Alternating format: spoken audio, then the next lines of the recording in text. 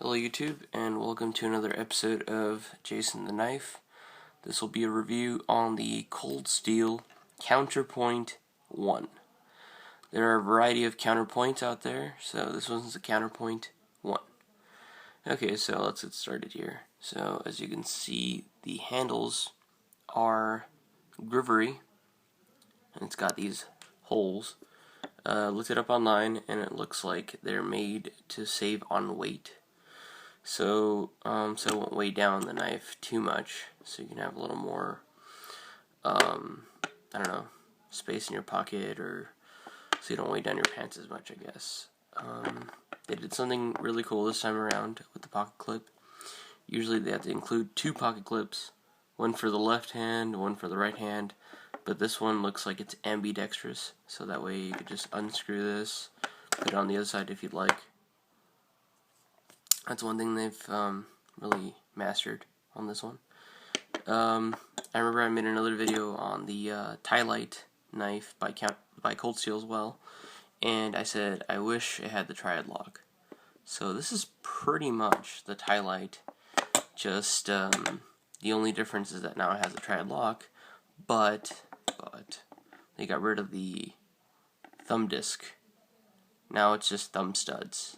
It doesn't deploy out of your pocket super quick, which is the only thing I would change about this knife. Maybe make this G10. I love the gripping material. The grivery works fine. I mean, it's a tactical knife.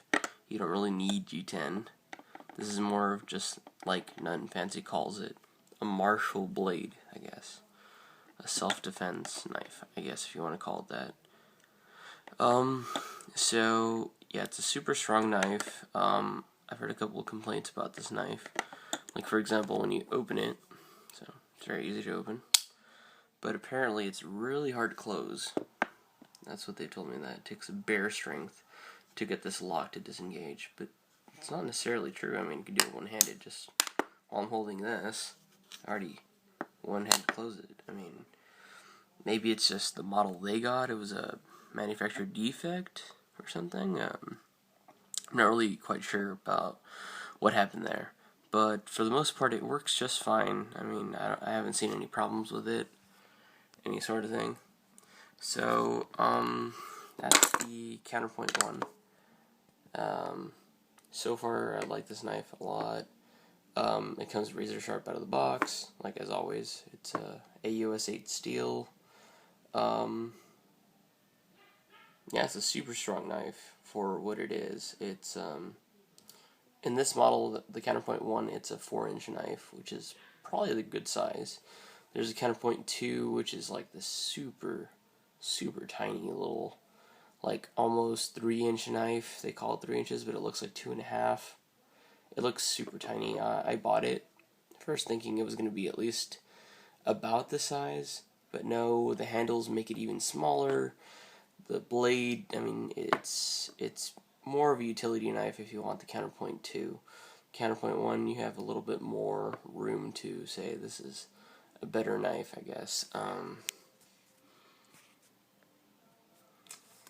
What else?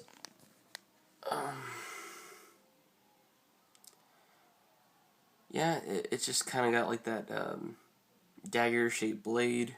It's got the false edge up here. You could probably mod this and actually make it double-sided, kind of like an actual dagger. Make it actually sharp on both sides. That'd be nice. I like that they offer that. But this would probably tear up your pocket if you actually sharpen that, which would be bad. What else can I say? No metal liners in here, so it's just grivery, but it's very strong, so you shouldn't have to worry about it, you know, closing up on you or anything. The frame is very solid. The only thing I'm going to change about this blade is that I'm going to probably spray the hell out of this pocket clip so it doesn't stand out too much. I don't like the silver polish pocket clips. It gives a little too much attention to the knife. You shouldn't know that it's a knife. So that's probably the only thing.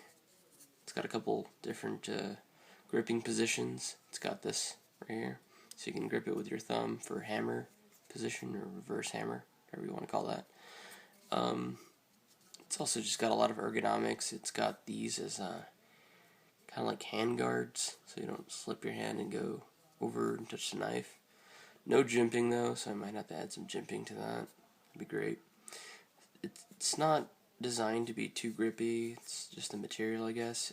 It's not going to make your hand slip or anything, but it could be more grippy. Besides that, I mean, this is an all-around good knife. So, highly recommended. Thanks for watching the video.